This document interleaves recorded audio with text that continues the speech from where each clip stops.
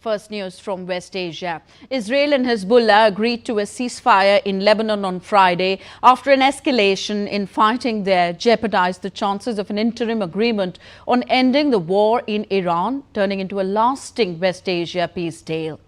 As per the latest reports, US President Donald Trump's special envoy Steve Witkoff is traveling to Switzerland for the first round of talks with Iran on a potential nuclear deal. The development comes a day after Vice President J.D. Vance cancelled plans to attend the talks, which were called off amid the renewed fighting in Lebanon.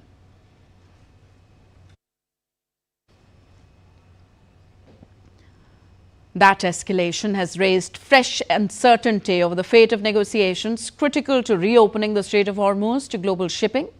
A senior U.S. official said that the negotiators for the U.S. and Qatari side had worked out the agreement with the help from Iran.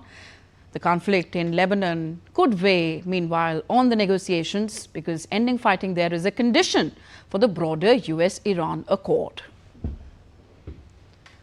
A memorandum of understanding signed this week by the Iranian and US presidents left discussion of Iran's nuclear program and other tough issues until later, giving the sides 60 days to reach a lasting agreement or extend the interim deal.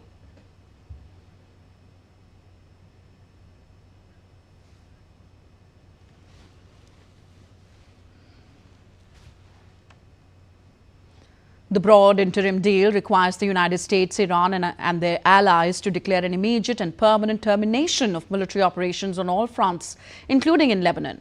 Israel, left out of the talks, says it is not party to the deal. Now, the Israeli military said that its troops in Lebanon have the freedom to act against threats and will continue operating under instructions from Israel's political leadership. Beyond the yellow line or beyond the forward security zone, we operate to remove threats in accordance with the agreements. We respect the agreements and will continue to act to remove threats, any threat. Regarding Beirut and other locations in Lebanon, once again we are acting according to our directives. Unless instructed otherwise, we will continue to operate under the current guidelines. During remarks at the Joint Base Andrews in Maryland on Thursday, US President Donald Trump said that the signed agreement gives Iran 60 days to reach a deal with the United States, warning that Washington will otherwise do things that won't make them happy. Trump noted that commercial shipping has quickly resumed in the Strait of Hormuz, describing oil tankers as pouring out. Our country is doing so well. Those ships are flowing out of the Hormuz Strait like nobody's ever seen before, actually. There were a lot of them, about 700 of them, and they're pouring out, and the oil is all over the place. You're going to see oil drop so low. I hope the companies are happy about it. US President praised Israel and Prime Minister Benjamin Netanyahu, calling Netanyahu a warrior who deserves credit. And obviously we fought very well with Israel.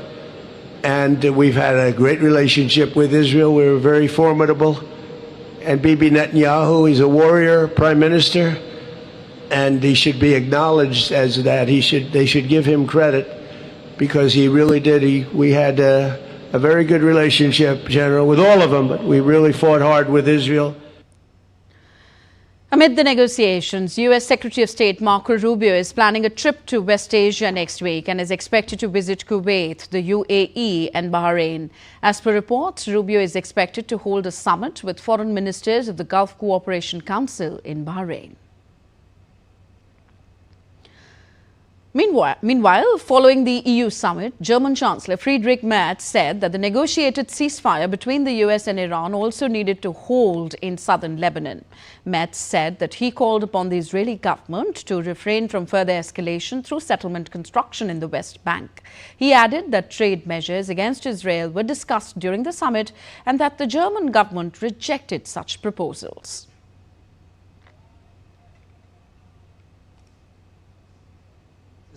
It is now urgently necessary for the ceasefire negotiated between the US and Iran to hold in southern Lebanon as well. We call upon the Israeli government to refrain from further escalation through settlement construction in the West Bank. I have repeatedly made this clear in my conversations with Prime Minister Netanyahu. We also discussed trade measures against Israel. I rejected these proposals on behalf of the German government. So, DD India's Jessica Taneja is joining us on the story for more perspective. Good morning, Jessica. With Vice President J.D. Vance pulling out of the talks earlier, what does Witkoff's visit now signal about Washington's diplomatic efforts here? It was supposed to be the Vice President J.D. Vance, but now it's their West Asia envoy, Steve Witkoff. Jared Kushner, who's President Donald Trump's son-in-law, is already there in Switzerland. So not completely moving away from the talks and the conversations and how to go about the deal, which is for another 60 days.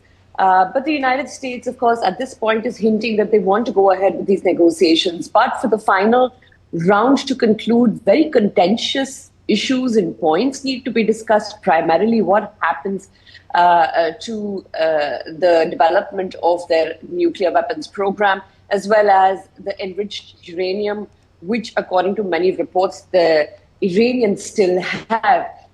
So there's a lot that needs to be discussed between the two sides, but particularly the nuclear issue, as Donald Trump, the President of the United States, calls it nuclear dust. And if you'd recall, before Operation Epic Fury on February 28 this year, last year, there was Operation Midnight Hammer, which had determined to completely destroy the nuclear sites of Fordow, Natanz, looking at complete obliteration of their nuclear capabilities, as the American had said at that point.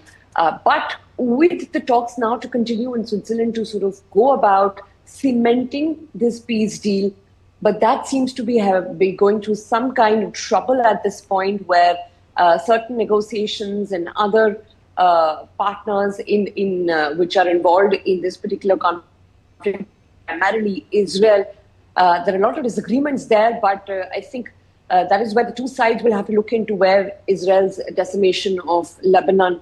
At the same time, the Iranians say that there will be a lasting peace only when Lebanon is not attacked militarily the way that the Israelis are doing right now, Tanvi. Okay. How could the renewed fighting in Lebanon affect the broader negotiations between the United States and Iran? Well, that has been the first point of concerns for the Iranians. Remember the last two times when there was a possibility of a trade deal coming through and the details almost finalized for execution, for implementation, for the world that has been looking so intently as to what would come out of it, because the world trade has been affected. Everyone's looking at inflationary pressures in their economy.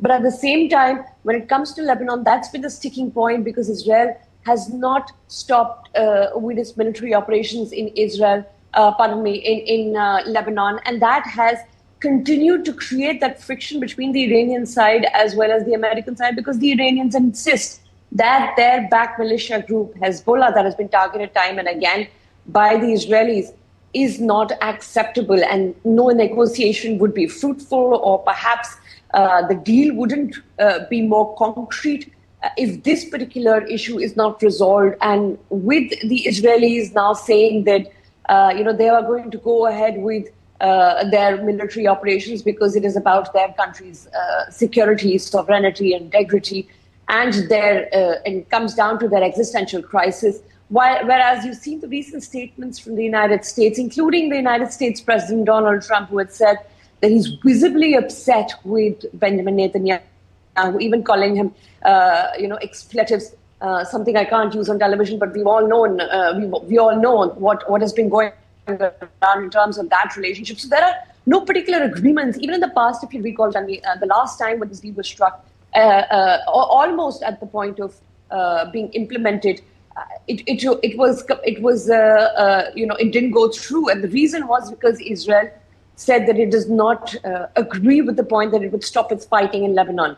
And I think with that confusion, the last time it was delayed because of that. But even now, apart from the other points in uranium, apart from the enriched uranium issue and, allowing the International Atomic Energy Agency to inspect its nuclear sites in Iran, the Israelis have categorically said that they will not continue. And you look at the statements coming from top Israeli cabinet ministers, Yes. none of them seem to suggest that they will stop. So it's still uncertain, but there could be points of contention. Yes, agreed. Contention. Thank you very much, Jessica. Jessica Taneja there reporting on the story for more perspective.